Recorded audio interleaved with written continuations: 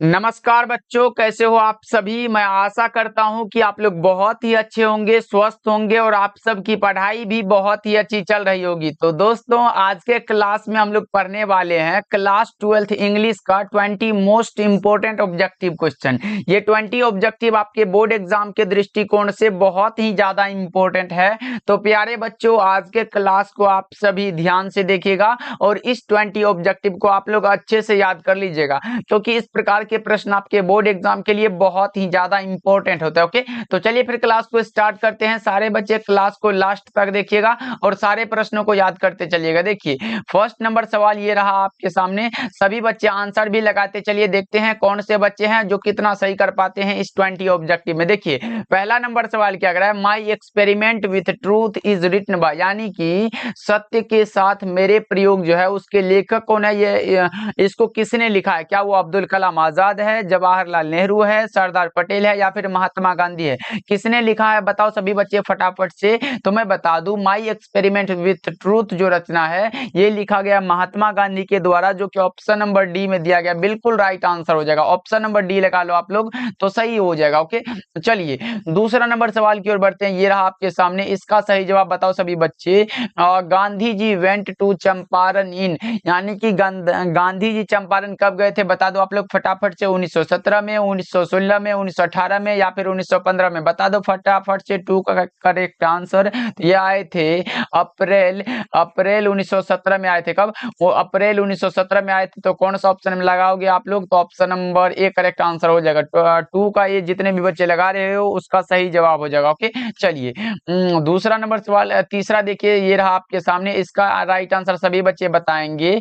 Doctor Zakir Hussain became the president of India in, बताओ क्या होगा इसका right answer. Doctor Zakir Hussain जो थे भारत के राष्ट्रपति कब बने थे? क्या वो 1969 था, 1967, 1966 या फिर 1965? कब बने थे बता दो आप लोग फटाफट से। तीन का करेक्ट आंसर, थ्री का करेक्ट आंसर लगाएंगे आप लोग। तो ये बने थे 1967 में, ऑप्शन नंबर बी सही जवाब हो जाएगा बच्चा पार्टी। अभी तक हम लोगों ने 3 क्वेश्चन को किया। सारे बच्चे सारे प्रश्नों को याद करते चलना। ओके, चलिए फोर्थ नंबर सवाल को देखते हैं। ये रहा आपके सामने, Ratiram was the son of, बताओ रतिराम जो थे वो किसका पुत्र था? बता दो फटाफट से। रतिराम किसका पुत्र था? सोहनलाल रतिराम या फिर मोहनलाल रतिराम, देवनलाल रतिराम या फिर हीरो लाल रतिराम? क्या होगा? 4 का करेक्ट आंसर बता दो आप लोग। क्या हो जाएगा? Sohanlal Ratiram, option A right answer है 4 का। ओके, चलिए 5 नंबर सवाल देखिए क्या करें। मार्टिन लूथर किंग जूनियर, बताओ Martin Luther King Junior belonged to, बताओ क्या होगा इसका राइट आंसर। यानी कि मार्टिन लूथर किंग जूनियर जो थे वो कहाँ के थे बता दो आप लोग फटाफट से। क्या होगा इसका राइट आंसर? यानी कि वो थे द यूएसए, यानी कि the United state of America के। ऑप्शन ए राइट आंसर है। क्या 5 का ये बिल्कुल सही जवाब हो जाएगा। जितने भी बच्चे 5 का ये लगाए हैं उसका क्या हो जाएगा? तो 100% करेक्ट आंसर हो जाएगा। ओके, चलिए 6 नंबर सवाल देखिए क्या करा। ये रहा आपके सामने, Nobel prize for peace was given to Martin Luther King, बता दो आप लोग कि मार्टिन लूथर किंग जूनियर को नोबेल प्राइज दिया गया था। तो बताओ कौन सा राइट आंसर होगा इसका राइट आंसर फटाफट से। 6 का करेक्ट आंसर बताओ। शांति के लिए मार्टिन लूथर किंग को नोबेल प्राइज जो है वो कब दिया गया था? बताओ 6 का करेक्ट आंसर क्या होगा? यह दिया गया था 1964 में, ऑप्शन ए सही जवाब है बच्चा पार्टी। चलिए 7 नंबर सवाल देखिए क्या कर रहा है। Bertrand Russell was a philosopher and a, Bertrand Russell philosopher थे और क्या थे बता दो आप लोग। 7 का करेक्ट आंसर, तो वो थे historian, option number A correct answer हो जाएगा।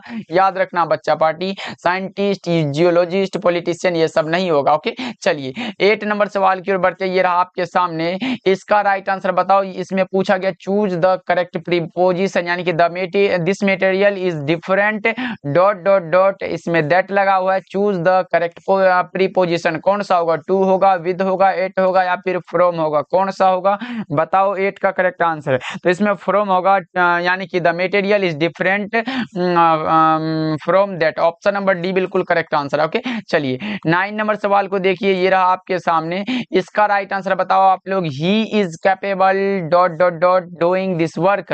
बताओ चूज द करेक्ट, इसमें भी प्रीपोजिशन पूछा गया है तो 9 का करेक्ट आंसर क्या हो जाएगा, तो ये ऑफ हो जाएगा, ऑप्शन ए सही जवाब है। चलिए 10 नंबर सवाल देखिए क्या कर रहा है। She is dot dot dot most beautiful girl, choose the correct article पूछा गया, क्या वो एन होगा, ए होगा, द होगा या फिर नो आर्टिकल रिक्वायर्ड, क्या होगा।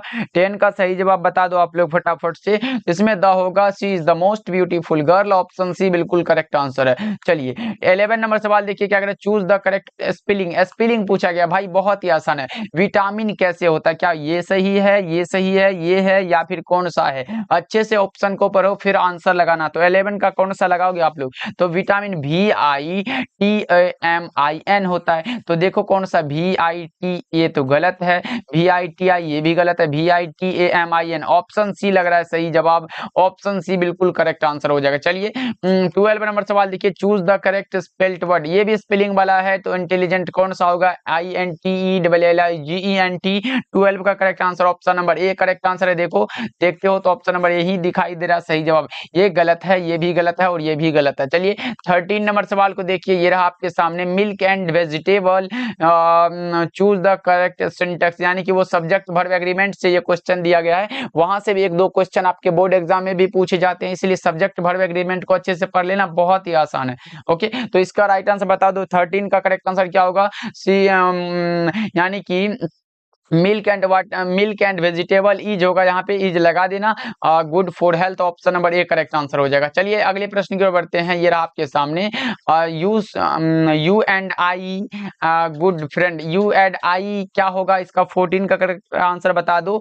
तो आर होगा, एम होगा, हेड होगा या फिर हैव होगा, तो आर होगा, option number A correct answer हो जाएगा। यहाँ एम मत लगाना, आई है तो एम लगा देंगे तो सही हो जाएगा, गलत हो जाएगा भाई, आर लगेगा। चलिए 15 नंबर सवाल देखिए, my grandmother house is written by, my grandmother house, मेरी दादी माँ का घर किसके द्वारा लिखा गया है, तो यह लिखा गया कमला दास के द्वारा, ऑप्शन ए राइट आंसर है। चलिए 16 नंबर सवाल को देखिए, the poet was wearing, poet जो है वो किस में क्या पहने हुए हैं, तो पैजामा में है, ऑप्शन ए करेक्ट आंसर है। 16 का ये सही जवाब हो जाएगा, the poet was wearing pajamas. Okay, चलिए 17 नंबर सवाल को देखते हैं, ये रहा आपके सामने, मेकाविटी इज, देखो मेकाविटी द मिस्ट्री कैट, तो चैप्टर का ही नाम है, तो मेकाविटी क्या है, तो बिल्ली है, ऑप्शन कौन सा हो जाएगा, तो सी हो जाएगा।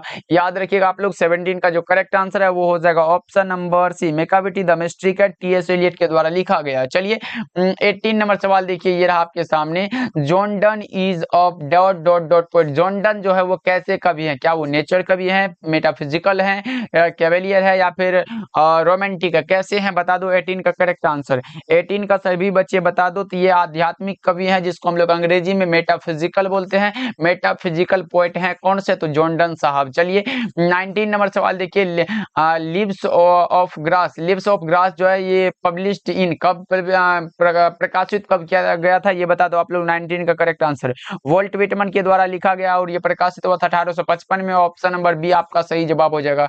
20 नंबर सवाल देखिए और आज के क्लास का लास्ट सवाल है, volt Whitman is dot dot dot years, कितने ईयर्स ओल्ड हैं, तो 37, कौन सा होगा, तो ऑप्शन सी बिल्कुल करेक्ट आंसर हो जाएगा, ऑप्शन सी लगा लो तो सही जवाब आपका भी हो जाएगा। तो चलिए आज का क्लास आपको कैसा लगा कमेंट करके बताइएगा, अगर अच्छा लगा होगा तो कमेंट जरूर करिएगा, फिर देखते हैं अगर अच्छा लगा होगा तो अगले क्लास में भी इंग्लिश का क्लास जरूर लेके आएंगे। ओके जी, तो कमेंट सारे बच्चे जरूर करिएगा, क्लास को भी लाइक कर दीजिएगा। मात्र इसमें अगर 30 लाइक्स कंप्लीट होते हैं तो डेली क्लासेस क्या होगा इंग्लिश का, इसलिए 30 को तो कंप्लीट करना ही पड़ेगा भाई, इसलिए जरूर कंप्लीट कर लीजिएगा। ओके, मिलते हैं फिर अगले क्लास में।